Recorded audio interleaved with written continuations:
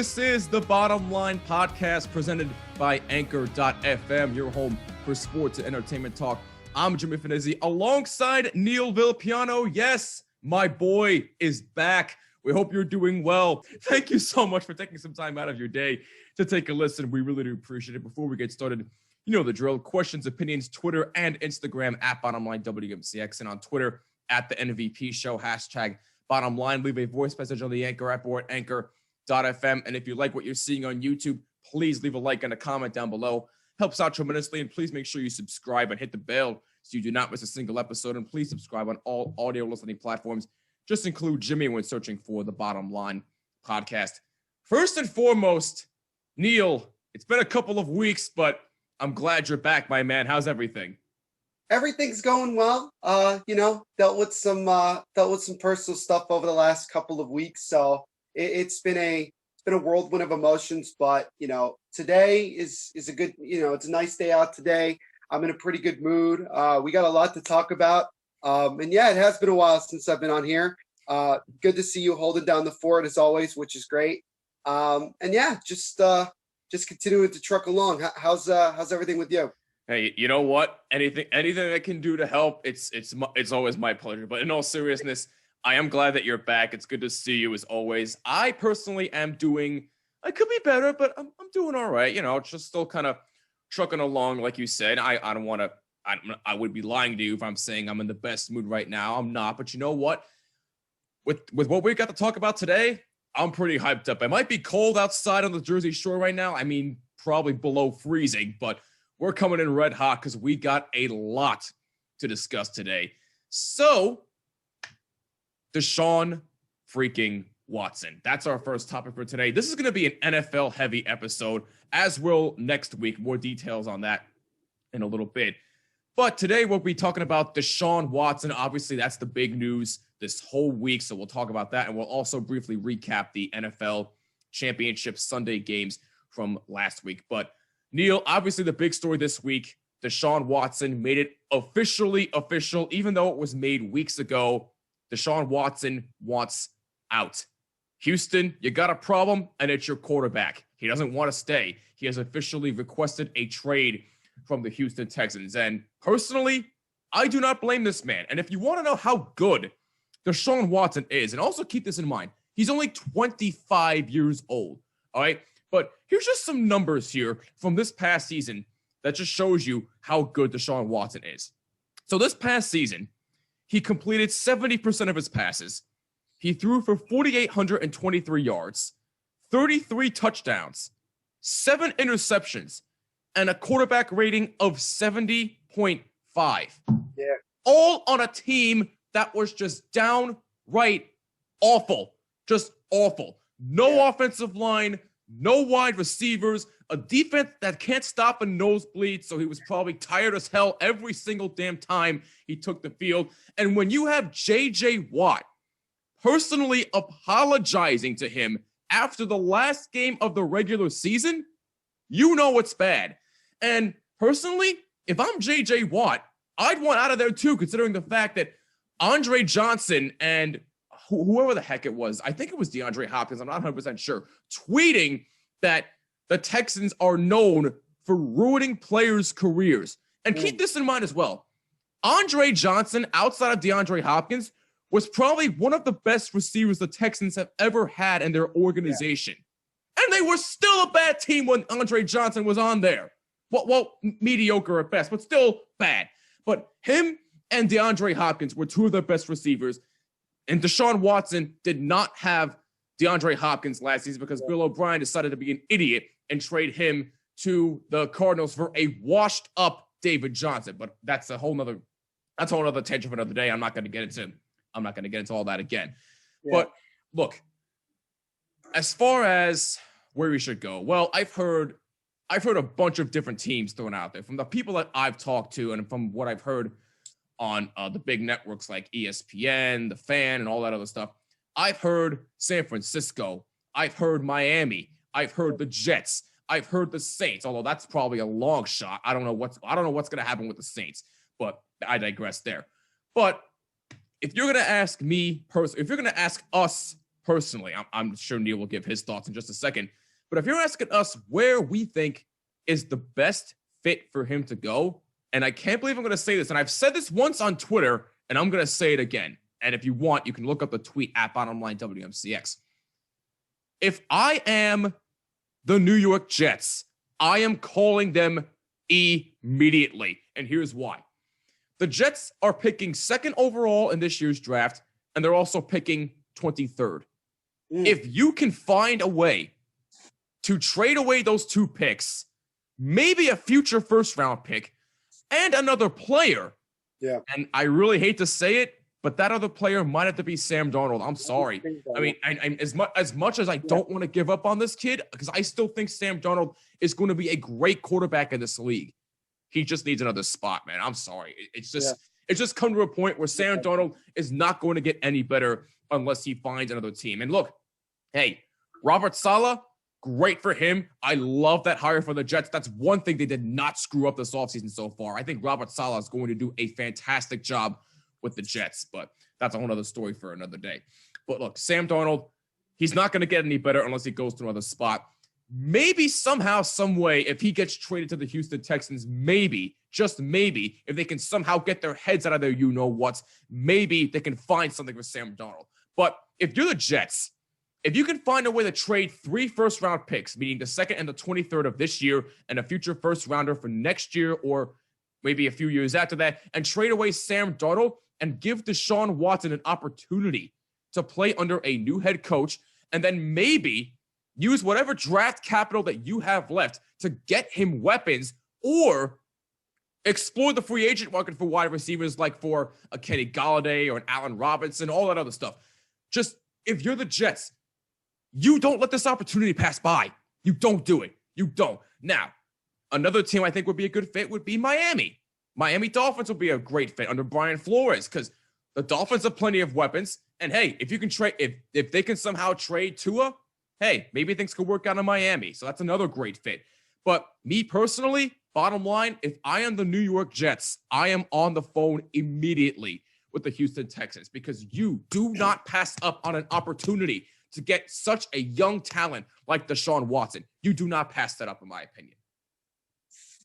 Well, I think one thing you're forgetting is that Deshaun Watson's contract has a no trade clause in it. So basically, right, yes. Deshaun Watson has all the say in anything. So if he wants to go to the Jets, he could basically go to the Texans and say, only work with the Jets, make a deal happen, and let's move forward.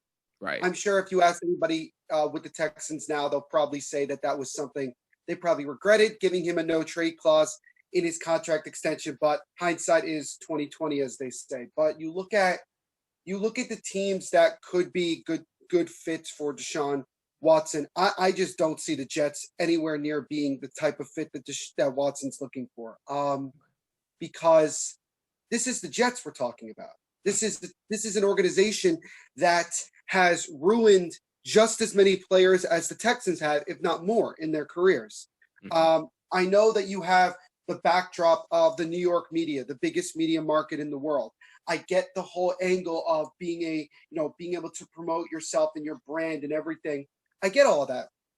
I also get the fact that they have, Robert Saleh, who, Deshaun Watson wanted the Texans to interview, and they didn't do that. They have the opportunity to go out there with draft capital as well as the second most cap space in the league to go out and get, some primetime players that could really bolster this team. But I look at it and I say to myself, Deshaun Watson, it would be a very bad idea for him to go to a team like the Jets and immediately expect that all of a sudden everything's going to be better. Because the Jets have proven time and time again that what can go wrong will go wrong. And you also have to remember that the Deshaun Watson contract extension that the Texans gave him is really, really large. I mean, it is a huge chunk of cap space. Now, again, the Jets, the Dolphins to a lesser extent, can go out there and get him and still have money to go get other weapons. But, it's tough. Yes, the Jets do offer the opportunity to get a younger quarterback who, probably is making less money, certainly less money now than Deshaun Watson. But I think for Deshaun Watson, if he really wanted to go somewhere where there was some sort of stability and some sort of, opportunity, I would probably take the New England Patriots, to be honest. It's either Ooh. them or I'd probably go with the Indianapolis Colts because I look at those two organizations and yeah, Bill Belichick and what happened this year with the Patriots was obviously a disaster. There was no question about it. There is no way that Cam Newton is going to be back in New England No. after the season that he just had. There's no. So clearly, the Patriots are going to be looking for a quarterback. Whether they try to see what they have in Jared Stidham, if they really give him an opportunity, do they look for somebody like a Mac Jones late in the first, middle to late first round to try to draft? And Mac Jones has certainly upped his draft stock since he started performing in the Senior Bowl. So that's Mm. obviously a good sign for him. Or do they try to go after Deshaun Watson? Now, the problem with the Patriots is that, as Bill Belichick put it, they've given up a lot of their future to have immediate success to kind of help Tom Brady and create that dynasty that we all saw. So I don't know if the Patriots would have necessarily the right, amount of, baggage, I guess you would say, to give to the Texans, the good amount of haul. Yeah, that was going to be my point. I don't mean to cut you off, Neil. I apologize, but who do the Patriots really have to offer to try and get Deshaun They Watson? don't really have much. You can't really think of anybody big. They don't really have much. They don't. They could probably put in Stephon Gilmore into that move. Yeah. Again, I don't know if it was necessarily all Bill O'Brien who made the decision to trade, DeAndre Hopkins for David Johnson and some mid-round picks. I know that the Texans, we have to remember, their first-round pick belongs to the Miami Dolphins. The only reason the Dolphins have a pick that high is because of the Texans. So, yeah, it would make sense for the Dolphins to try to get back their first-round pick and trade for, not only get that pick, but also probably get Tua Tagovailoa, which, again, makes sense. And it's really a surprise to me, talking about Tua, that the Dolphins were hearing that it's almost like they've already given up on him, where they have, they were like, and I get it because he made a lot of mistakes and Fitzpatrick, won them a lot more games when he was playing, which tells you that if they had a half decent quarterback, they might have won 12 or 13 games and not 10. True. But I think that for Deshaun Watson, if he were to look at himself and say, where is the best place that I can go to give myself a chance to really, become a better quarterback and a better player, I would think the New England Patriots. I still believe that Bill Belichick, in many ways, can do what he needs to do. And I think that the Patriots are going to try to look for, diamonds in the rough in the draft. Maybe depending on their cap space, maybe they'll go after a target of some sort. But I think if they were to get Deshaun Watson, it would be really good. Here's another team that I thought was interesting that I think Deshaun Watson could take into consideration if this team is interested. How about the Dallas Cowboys? You look at this. Oh boy. Look at this. Dak Prescott, season-ending injuries, horrible. But what's good for the Cowboys and for Jerry Jones is that he now has leverage in negotiations to say, well, Dak, you got hurt, so we don't want to give you all this money without feeling secure that you're going to still be the same player that you once were. So, they may look at it and say, maybe we could do a sign and trade where we send Dak Prescott to the Texans and we get Deshaun Watson, and you're more likely going to be paying Deshaun Watson less, even with that contract extension, than you would be with what Dak Prescott was asking for or what he's probably going to be asking for down the road. Right. So, all in all, I think that there are, it's funny. Adam Schefter was saying that he felt like 25 teams should be calling the Texans. I mean, you could make an argument. There's not that many teams out there that you'd say, you know what, we're good. I don't know if the Lions would make sense. I mean, it would make sense from the fact that Matt Stafford already said he wants to be traded. He doesn't want to be with the Lions anymore, which I'm really happy about. I'm really glad he finally has just had it and wants to. I don't know that the Lions would have what the Texans are looking for, and I don't know if Deshaun would want to go to Detroit. And after seeing when Matt Stafford went, it would make sense for for Matthew Stafford because, even though he was born in Florida, he grew up in Texas, he's a Texas kid. It could be something you could market. And he's still got a couple productive years left in his career, maybe 3, 4, 5, if you're pushing. Right. But, you have that as well. So there are a lot of teams out there that can make a deal. It's going to be basically coming down to two things. One, where does Deshaun Watson really want to go? Now, we did hear that he has a preferred list, and the Jets are like 1. I think the Dolphins are 2, and I think the Niners are 3. And the Niners could offer Jimmy Garoppolo in this deal as well. They could offer their first-round pick, Jimmy Garoppolo. They could offer a pretty. I know San Francisco's still kind of iffy on Jimmy G because he didn't have his best season last year. Granted, half the team was hurt, but still. It's another thing where it's like, yeah, he got hurt. I get that. But so did like half of the team. It wasn't just him. And just the year before, he took him to the Super Bowl. Right. So again, it was just like, it just didn't make sense to me that they want to give up on him when they got him for literally nothing from the Patriots. Right. No, you're right. Think that Jimmy Garoppolo can be that guy in San Francisco. I just think he needs to get healthy. And I think you need to give him another year to redeem himself. So again, to me, what makes the most amount of sense are places like the Patriots, like the Dallas Cowboys, the Miami Dolphins. Because of what Brian Flores has done, he's created a tremendous culture, tremendous stability. They have a bright future. They won 10 games and missed the playoffs with Ryan Fitzpatrick for the most part as their starting quarterback. Yep. So that tells you a lot right there. And then you have the Jets, which, again, it makes sense from a standpoint of the Jets can do so many things. They can immediately go from having a team with very little talent to having some of the best talent. And, again, there's nothing saying that Robert Saleh is not going to go after some of the, former or what could be former San Francisco 49er players because they have a lot that are going to be on the free agent market. Richard Sherman, Solomon Thomas, guys like that. There's nothing saying that Robert Saleh is not going to go after and get those guys as well. And immediately he improves the offense and the defense. But again, I think the best place overall for Deshaun Watson to go is the New England Patriots. Yeah, I mean, it would be interesting, but again, the Patriots really don't have much to offer to try and get him. So hey, it would be a nice fit for Bill Belichick because they'll actually have a starting quarterback. But hey, we'll see. You also brought up the Colts. I think that'd be an interesting fit because the Colts have a great offensive line. They actually have weapons. Oh, and they also have a defense who can actually stop a nosebleed. So there's also that. So the Colts will be interesting. Someone also told me the New York Giants should get him. I'm like, yeah, there's that's a long shot from happening. Now, granted, let's talk about that. It would be nice. It would be, but what are the Giants offering for Deshaun Watson? Really? Well, hold on. Let's talk about that for a second here. I get what people want to say the Giants, but you have to remember this. David Gettleman is still the general manager of this team. He's been given at least one more year. Yeah. I don't know why.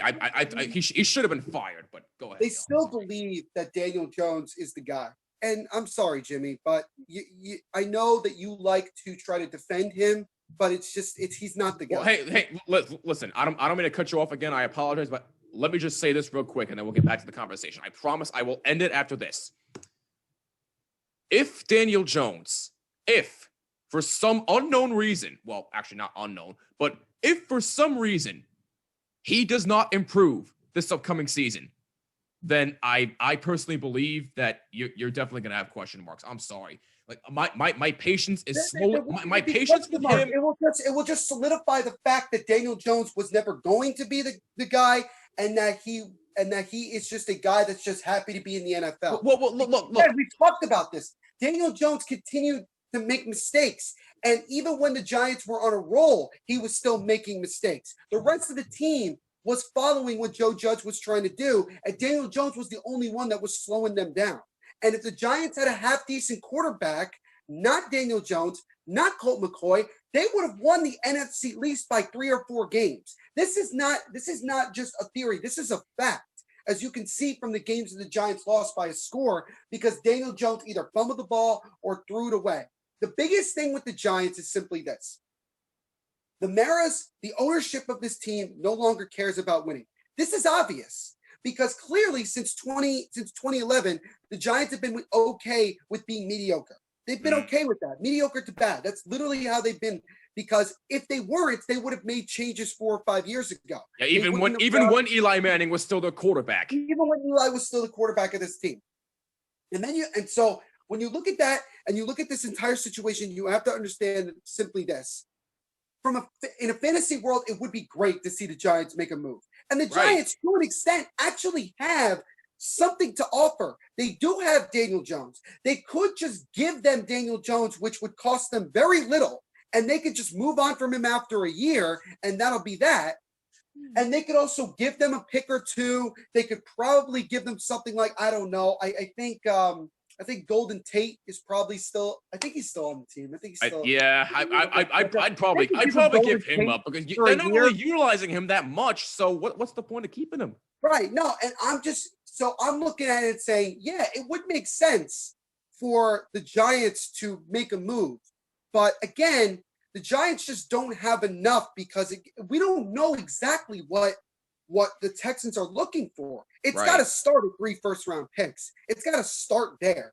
And then you have to go into further negotiations. That should be where you start the conversation right away. If you don't have that, then you're just not going to be talked to. Unless Deshaun Watson makes it so bad for, to be around that the Texans just decide to just take whatever deal that they can get, because we've seen that before. So let's just say, just finishing with the Giants, Daniel Jones isn't the guy. I've said this before. You can't say anything to me that's going to change my mind. I don't care how much better this offensive line and the receiving core gets. Daniel Jones at some point has to look himself in the mirror and realize that he makes way too many mistakes and he overthinks everything. He constantly doesn't change. And I don't care about coaching. I don't care about anything. After a while, it's up to him. And you look at Sam Darnold. Sam Darnold has had 2 coaches already in his career. And to be honest with you, he's still better than Daniel Jones. And they look at Sam Darnold and say he still has a lot of untapped potential. That's what Saleh and LaFleur said about him. They already said he has untapped potential. What have everybody been saying so far about Daniel Jones? That he has untapped potential. No, he doesn't. Nobody has said he has untapped potential. Not a single person I've ever spoken to has said Daniel Jones has untapped potential. We've talked about this before. Nobody has ever come out of Duke as a quarterback and has done well. Daniel Jones showed flashes in his rookie year. This year, he regressed badly. No, he did. He did. Absolutely, he did. No, it's not about, he didn't have an offensive line. His receivers dropped passes. Evan Ingram, yes, should be shot out of a cannon and never to return again. He's terrible. Absolutely terrible. But how many games did we watch the first half of the season where Daniel Jones dropped back, got hit, fumbled the ball, they lost the game because of that? How many times did he throw a bonehead interception, which ended up costing them the game on trying to go for the game-winning drive? This happened so often. It became a joke how predictable it was. And once Daniel Jones was hurt, the problem was that he tried to go out there and continue to play. And then he goes out in the public and says, yeah, I'm hurt. I'm not able to do this. I'm not able to do that. Are you stupid or are you dumb? Why are you telling the media and the world that you're hurt and that you're struggling and that, you're limited because you're hurt? Daniel Jones to me is not a franchise quarterback. He's not even a half-decent starting quarterback. He's somebody that you can have as your backup that maybe could win you a game or two with some really impressive plays, but he's not somebody you build your team around. And once the Giants this year go 5-11 or 4-12 again, because we already know with David Gettleman at the controls, a lot of bad shit's going to happen. The Giants are going to realize, you know what? Daniel Jones isn't the guy. David Gettleman isn't the guy. The Maras are hoping that because David Gettleman preached about how great he thought Daniel Jones was, that they're hoping that he's right. And the reality is that they're wrong. They are wrong. It hasn't improved. And even if they won the NFC East this year, David Gettleman should have been fired. And he didn't even get fired for missing the playoffs and having a poor record. Yep. The Maras said, when the season is over, we want to feel good that this team is 1 or 2 pieces away from being a Super Bowl team. We're not even close to that. No way. No. So they're light years away from that. Are you kidding me? Deshaun Watson should not want to go to the Giants. No. Because they are stuck with Daniel Jones. That's just it. And so the Giants are going to have to deal with that. And I'm not looking forward to it because I already know that Daniel Jones is not going to improve. And I don't care if freaking Vince Lombardi is Daniel Jones' offensive coordinator. He's going to make the same mistakes because that's just who he is, and you can't fix that. So forget it. Giants fans, drop kick it. It's not going to happen. We're not getting Deshaun Watson. Forget it. We're stuck with Daniel Jones at least for one more year, and we just have to deal with it. So again, the Patriots makes the most amount of sense for Deshaun, period. Well, no, I mean, again, the Patriots would be a very, very interesting argument. You do make that, but yet, if you're a Giants fan out there and you're hoping for Deshaun Watson, hell no. I'm sorry. That is an absolute long shot. It would be nice, but no way in hell that's happening. But look, bottom line is, I think the Jets would be the best fit. Neil thinks the Patriots would be the best fit, although I still think Miami would be a good fit and the Colts would be a good fit as well. But let us know what you think on Twitter and Instagram at bottomline WNCX. Wait, what's that, Neil? Watch him go to the Jaguars. Oh my God! Yeah, the Jaguars don't get Trevor Lawrence. Oh my God! Well, then the world will go crazy. But I don't think it would go that crazy. Okay, so they're gonna pass on Trevor. Well, I mean, look, no knock at Deshaun Watson. I think he's super talented. But now they're gonna pass up on Trevor Lawrence for him. For all we know, Urban Meyer may not want Trevor Lawrence. For all we know. And the Jaguars have the most cap space of any team. They can do even more than what the Jets can do. And that tells you a lot. They can outbid literally everybody. And Deshaun Watson would immediately be an upgrade because he's already proven to be a great quarterback. I'm not saying that Trevor Lawrence isn't going to be a great NFL quarterback. But he has been unproven because he's never played a snap in the National Football League. If you got Deshaun Watson for the number 1 overall pick, is that really, honestly and truly that bad of a move? In my opinion, no, it's not. It's actually a pretty smart move where both sides win out. And Trevor Lawrence gets to go to Houston and probably have his career run away. Who knows? So let's, I think every possibility out there is there. You never know. We might not know until the draft, for all we know. There might not be a deal done until April. Let's just see what happens. But don't tell me that that's not a possibility, and don't tell me the Jaguars aren't thinking about it. No, I mean, it absolutely is a possibility, but would I be surprised if it happened? A little bit, not all that surprised, but a little bit. But hey, you know what? Let's see what happens. That's the bottom line. But this is going to be a very interesting story all offseason, and you better believe Neil and I will be all over. And as soon as he gets a team, we will certainly do an episode on it. So stay tuned for that. So with that out of the way, let's briefly recap the NFL Championship Sunday games from last week. So first of all, boy, was it interesting. First game, we got Bucs-Packers. Now, in case you missed our picks, Neil, I believe you had the Packers winning in overtime, which was a bold pick. I kind of like that. And you also had the Kansas City Chiefs winning as well. So we both went 1-1 in our picks because I had Tampa Bay beating Green Bay, and I also had the Bills beating the Chiefs. Although, hey, you know what? The Bills, don't sleep on them because they are going to be competitive for many, many years to come. Josh Allen and Stephon Diggs, the job that Sean McDermott's done with that team, I mean, they're going to be competitive for many, many years. So don't sleep on the Bills, but that's beside the point. So if you're a Bills fan out there, keep your heads up. But look, first game, Tampa Bay and Green Bay. Look, from the people I've talked to, they didn't give Tampa Bay a chance because they're going into Green Bay, Lambeau Field, the frozen tundra. It's Aaron Rodgers. I get it. And hey, look, it would not have shocked me at all if the Green Bay Packers won because secretly, even though my Super Bowl pick was Tampa, God, do I want Aaron Rodgers to get another Super Bowl so bad before he retires. I was secretly hoping that would happen, but no, unfortunately, that is not the case. My pick ended up being correct. Tom Brady is going to his 10th Super Bowl appearance at 43 years of age. That's more than Joe Montana, if I'm not mistaken. So, look, that is impressive in and of itself. Oh, and by the way, the fact that Tom Brady led the Tampa Bay Buccaneers to their first Super Bowl for the first time since 2002, where they won it, by the way. Sorry, Neil, I know you don't want to relive that memory, but I'm not going to leave that alone. But even still, the fact that he led the Tampa Bay Buccaneers to a Super Bowl in Tampa Bay and they have home field advantage, to me, that proves that Tom Brady has officially cemented himself as the GOAT, and nobody can even question it. I'm sorry. Don't come to me and argue me about anybody else that is the GOAT. Look, we talk about Joe Montana being one of the greatest of all time. You can talk about Johnny Unitas. I get all of that. But Tom Brady, what he's done this year, he just cemented it for me. I'm sorry. That's just how I see it. But look, it was a great game.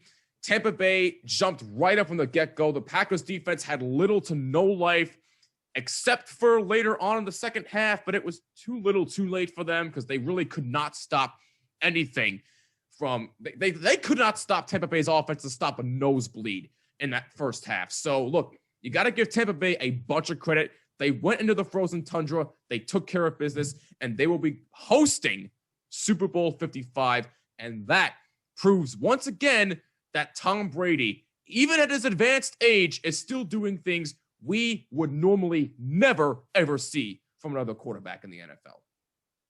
Yeah, I mean, it was a really good game. I think it lived up, for the most part. It lived up to the hype that we all expected. I think that we knew that this was obviously going to be the battle between the top two teams in the NFC this year. And you know, one thing that people didn't realize is that this was the first time that Tom Brady was part of a wild card team, and they got this ball. I mean, you have to remember, they did not get a first round bye. They started in Washington and barely escaped Washington with a victory. Then they go to New Orleans the next week, and they kicked absolute mofogo from the entire game. They had 3 interceptions. They made Drew Brees finish his career with a whimper. I mean, he looked awful in that game. And then they go to Green Bay, the frozen tundra. It was snowing earlier that morning. I thought we were going to get a snow game. Apparently we didn't, but that's fine. It was, and then, you know, that would have made it a whole lot better, in my opinion. The Bucs get the ball to start the game, and they go right down the field. Boom, touchdown. Immediately, they're like, "Yep, we are here. We are ready to go." And everybody's like, "Oh, well, the Bucs don't play well in cold weather." Well, you know, Tom Brady did play like 20 plus years in New England, and exactly. You don't think it's colder in New England? Come on now. I mean, so did Gronk. So I get it. It's like they believed that they could go in there and win. And really, what you saw was, at first, it was a back and forth battle. You know, Bucs score, Packers score. It was just back and forth, back and forth. And then you go towards, you know, basically the last play of the first half. How do you leave Scotty Miller wide open? Oh, my God. Wide open for the touchdown there. Whoever that was, I think King was his name. He should be cut immediately for allowing that to happen. That is atrocious. He had one of the worst games I have seen from a defensive back. I mean, he was really terrible. He was terrible. Most of the game. He had a couple of good plays, but they got torched. Second half comes along, and Tom Brady looks awful. He threw 3 picks, and all of them were like boneheaded interceptions. They were just like, why are you throwing it there at the double coverage? Don't see the point there. And the Bucs were basically begging the Packers, please beat us. We do not want to win. Please beat us. And the Packers kept shooting themselves in the foot. I mean, you had 1st and goal, and 3 times you try to get it to Davante Adams, and you can't get it. I mean, that doesn't make any sense. And then you have a situation where it was on 3rd down. Rodgers steps up in the pocket, and he could have tucked the ball himself and ran it into the end zone. He literally had an opening on his right side. Why did he run it in? And he makes an ill-advised throw that could have been picked as well, but thank God it wasn't. And then you have the situation late in the 4th quarter, which everybody's been talking about, where should the Packers have gone for it on 4th down instead of kicking a field goal? Yes. And this is where I'm going to get a lot of heat, because in my opinion, I don't think it was necessarily that bad of an idea to kick the field goal in that sense. Because, let me explain. If the Packers didn't get it on 4th down, the Bucs get the ball at the 5-yard, their own 5-yard line, up by a touchdown? What was it, a touchdown at that time? I think it was a touchdown. And they would have had to get a 1st down anyway, and they probably would have gotten it because the Packers' run defense was really bad in that one, and they would have won anyway, and everybody would have said, I don't like the play call. They would have complained about something else. But again, here's the other thing. They kicked the field goal. The Packers had a third down, and they had a chance to get off the field. Even with no timeouts, they had a chance to get off the field and give Aaron Rodgers a chance to go down and score a touchdown, which would have won them the game and send them to the Super Bowl. And King, once again, making a very bad decision, holding on to Johnson's jersey and getting a holding penalty. Now, I think they ended up calling pass interference, which It wasn't pass interference. It was holding. There's a difference. Right. Yeah. He was being held before the ball was thrown. But Johnson did a great job of acting by almost flopping like he got hit as the ball went up, which was ridiculous. And for about 3 seconds, the flag doesn't come out. So I'm thinking, wow, they're not going to call anything. And then sure enough, there goes the flag. And everybody wants to go around and say, oh, see, this is what happens when Brady's on your team. This was not a, oh my God, the Packers got screwed type of call. It was, he held them, as you can see from the replay. Yep. But Johnson made a great job of acting and flopping basically to get the call, and then freaking out, running around, asking for a flag, and finally they gave it to them. So I'm going to say this. The Packers' decision to not go for it on fourth down did not lose them this game. I know Aaron Rodgers was frustrated about that and said that it wasn't his decision and all of those things, but do I think that the Packers could have gotten it on fourth down? To be honest with you, the way that they had been playing in the red zone most of that game, I don't know. I'm not confident. They had a first and goal earlier in the game, and they ran 3 plays in a row to Devontae Adams, and they didn't get anything, and they kicked the field goal instead. And so, to me, I feel that what I hate saying this, and I don't want to put all the blame on one guy, but this guy King really screwed up in 2 of the most important plays of the game. He left Scotty Miller wide open down the field at the end of the half. Mm-hmm. And then he held Johnson, which gave them an automatic first down, and they were able to run out the clock and win. Yep. To me, you can't, you can't have that happen. And Aaron Rodgers, I got to put some blame on him because he made a lot of mistakes in that game. Threw a couple interceptions that were just like, what are you doing, my guy? Right. Like, no, yeah. He threw 1 interception, which was behind the receiver. So honestly, it was a bad throw. He made a couple other bad decisions himself. So there's some blame to be put on Aaron Rodgers as well. Right. So at the end of the day, I will say this about Tom Brady. Yes, I think he has solidified himself as the greatest of all time because of what he's been able to do. First year. Now, I will argue this. Let's say the Bucs didn't get Gronk. Let's say they didn't get Fournette. Let's say they didn't get Antonio Brown, which, Antonio Brown didn't do a whole lot in these games. I mean, he didn't play in the NFC Championship game, so I wonder. But I would like to know what Tom Brady would have done with that offense without some of those weapons. I'm just kidding. If you just had Mike Evans and Godwin, if you just had those two, the team from last year, the year before, are the Bucs as good? They probably are still decent. They probably still make the playoffs. I bet you they still win 10 games. I don't think they make it to the Super Bowl, though. But for them to go as far as they are and in the Super Bowl, to me, that's pushing it. But again, Tom Brady still had to go out there and deliver. And to me, he wasn't the best player on the Bucs that day. To me, the best player on the Bucs was Leonard Fournette. Finally, Leonard Fournette had himself a game. He had that great spin move, which scored a touchdown, which ultimately actually ended up being the game-winning score because the Packers never were able to tie or take the lead. And Leonard Fournette scored that touchdown. He had an underrated game that nobody was talking about, and he did a fantastic job. And I'm very happy for him because obviously with what happened in Jacksonville and how the season has gone for him for the most part, it's great that he finally got himself going a little bit. I'll be interested to see if the Bucs try to give him the football a lot in the Super Bowl, but we'll probably discuss that next week. But to me, Leonard Fournette was the MVP for me in that game. He really was the difference maker for the Bucs, and he ultimately won them the game with the game-winning score. But again, shout out to Tom Brady, his 10th Super Bowl. I mean, this is incredible. And for him to do it at like 43 years of age, I mean, we all dream that we could be as successful and as consistent in whatever we do as Tom Brady is playing football. And this proves to me that Tom Brady even though he is extremely lucky with what happened in his career, and getting the opportunity, he took that opportunity and ran with it. And that's the thing that goes at the end of the day. And, he does a tremendous job of being a leader, of, putting the ball where his teammates can only make a play. And good for them. Good for Bruce Arians. No risk it, no biscuit. He finally gets an opportunity in the Super Bowl.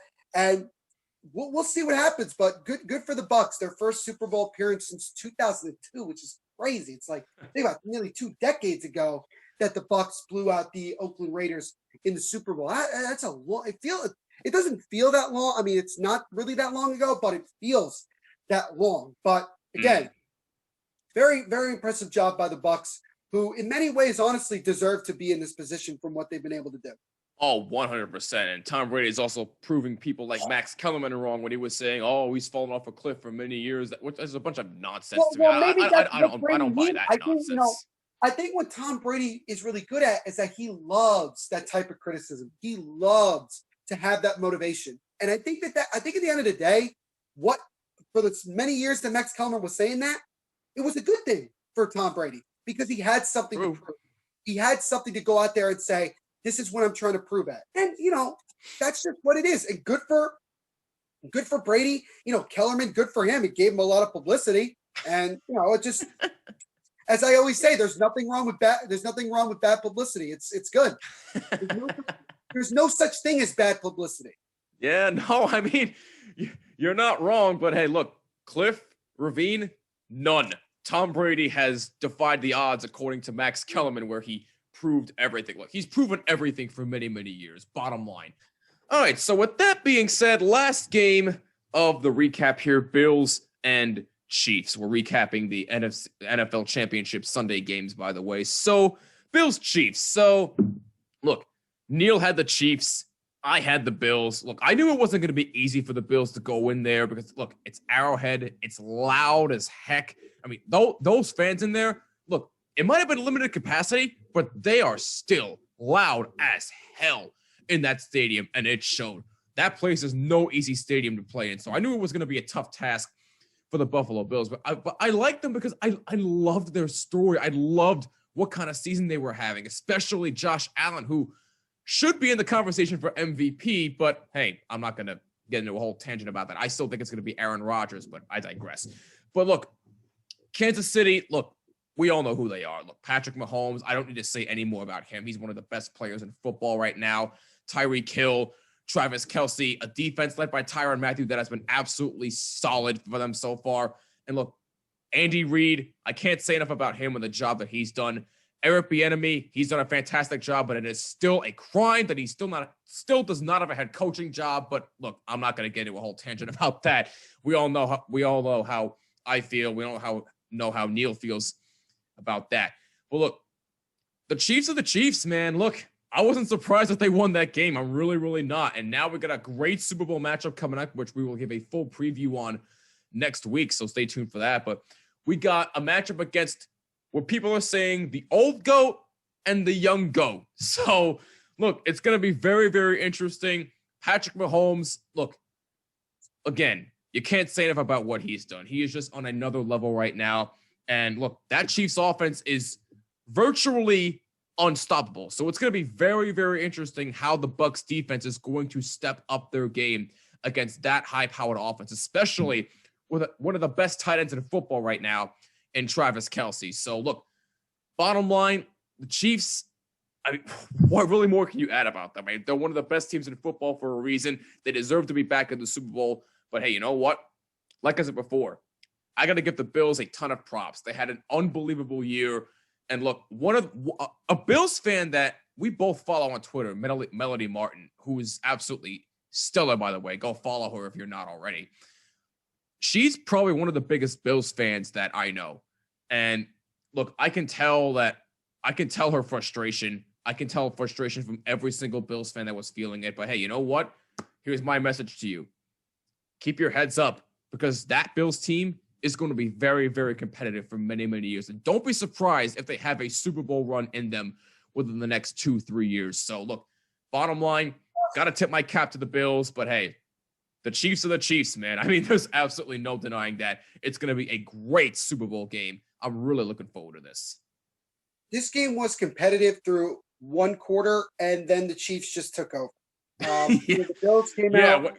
When Hardman muffed the punt and the Bills struck first, I was like, oh boy, here we go again. Well, no, it just you kind of felt like at that moment you're like, maybe the Bills really do got it. Maybe they got the juju. Maybe the juju is still there with them. Nope, it was just no. You can't.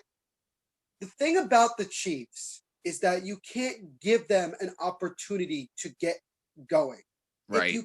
If you give them a slight window, they'll make you pay. I mean, we saw the Texans last year. In all honesty, I still think that Bill O'Brien should have gone for it on fourth and inches, basically, up 21-0 instead of kicking a field goal, because you're probably going to get that first down. You're probably going to score another touchdown. It's 28-0. I think there is a massive psychological difference between being down 24 and being down 28. That's just me. So, but again, we're not talking about that game. We're talking about this game. You score a touchdown, you miss the extra point. You can't leave points on the board like that. No, I know it sounds stupid because it didn't really impact the game, but you can't just leave points like that. You gotta score when you get the opportunity to score. 100%. And I think that what you just saw at the end of the day was that Eric Bieniemy is a wizard when it comes to his play calling. He knows exactly what to call in every single situation, and he puts his team in the best position to succeed. And that what makes him a great coach.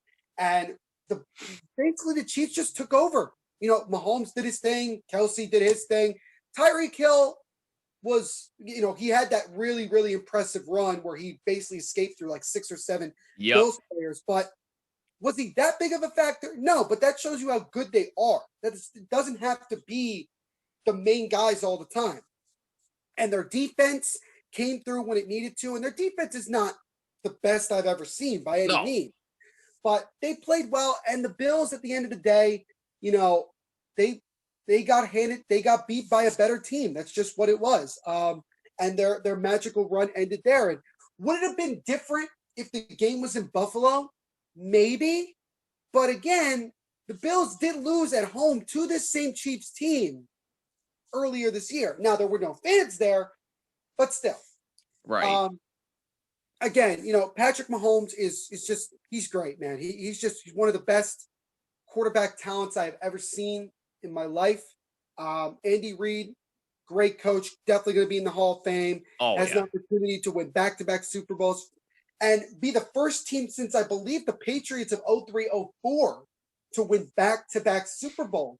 And who was the quarterback of that Patriots team? That would happen to be Tom Brady, who they're facing in the Super Bowl. And obviously, it's going to be a very, very interesting situation with the Chiefs having to go down to Tampa. And technically, they're going to be the home team, but obviously they're going to be they're basically going to be on the road against the Bucs, playing in their own home arena. It's going to be interesting. What I would say to the Bills, I don't like how they ended the game, very immature, letting their emotions get the best of them, particularly Stephon Diggs. Didn't like that. The offensive line of the Bills kind of failed them when they needed them the most, and hopefully they try to get some of that situated, and they need a running game. And you know what? Kareem Hunt is a free agent, and he wants to be a number one back. Go get Kareem Hunt. Go get somebody better than Devin Singletary, okay? Go get somebody that's half decent. TJ Yeldon, it's okay, but you need that definitive number one back. I think that's going to be a big thing. Improve the offensive line, get a good running game to balance out Josh Allen, Stephon Diggs in that passing attack. If you could do that, you're in a much better situation. And defensively, you got to get a couple more pass rushers. You got to get at least one, maybe two. You got to get more on that standpoint. But at the end of the day, I love that the Bills got this far, and it would have been awesome to see them get an opportunity to get back to the Super Bowl. But unfortunately, a lot of these great stories don't always have a happy ending, and they just got beat by a much better Chiefs team at home. And the Chiefs, for the second consecutive year, are in the Super Bowl, and they do deserve to be there because they are the better team. Oh, yeah, 100%. I can't wait for the Super Bowl. Again, we will have a full Super Bowl preview next week, and we will also have Super Bowl themed episodes next week. So basically, to sum it up, here's how it's going to go down. We're going to have two, not one, but two Super Bowl themed top 5 lists. I'll make an official announcement this upcoming weekend, so stay tuned for that. And we will have a full preview of Super Bowl 55, and we will give our predictions as to who will be crowned the champion. It is going to be an absolutely fun-filled week. Neil and I cannot wait, and we hope you will join us for the ride. But bottom line, it's going to be a very interesting offseason for Deshaun Watson, and we saw 2 great NFL Championship Sunday games that definitely lived up to the hype. And on that note, somewhat. Maybe one game. But again, the Bills-Chiefs game was boring in the second half. You knew the game was over. Yeah, well, that is true. But on that note, that'll wrap it up for this episode of the Bottom Line Podcast. If you have any thoughts on anything we discussed, let us know on Twitter and Instagram at BottomLineWMCX and on Twitter at the MVP Show, hashtag Bottom Line. Leave a voice message on the Anchor app or at anchor.fm. And as always, if you like what you see on YouTube, please leave a like and a comment down below. Helps out tremendously. And please make sure you subscribe and hit the bell so you do not miss a single episode. And please subscribe on all audio listening platforms. Just include Jimmy when searching for the Bottom Line Podcast. But on that note, Neil, I'm happy that you're back, my man. It's great to see you. I hope things get better with you. But hey, looks like things are going up with you so far. But I can't wait for a Super Bowl theme next week. It's going to be a lot of fun, man. Thanks a lot. It'd be a lot of fun, no question about it. Good to see you as always, my man. Can't wait for next week. For Neil Villapiano, I'm Jimmy Finizzi. This is the Bottom Line Podcast. See you in the next episode. Peace out.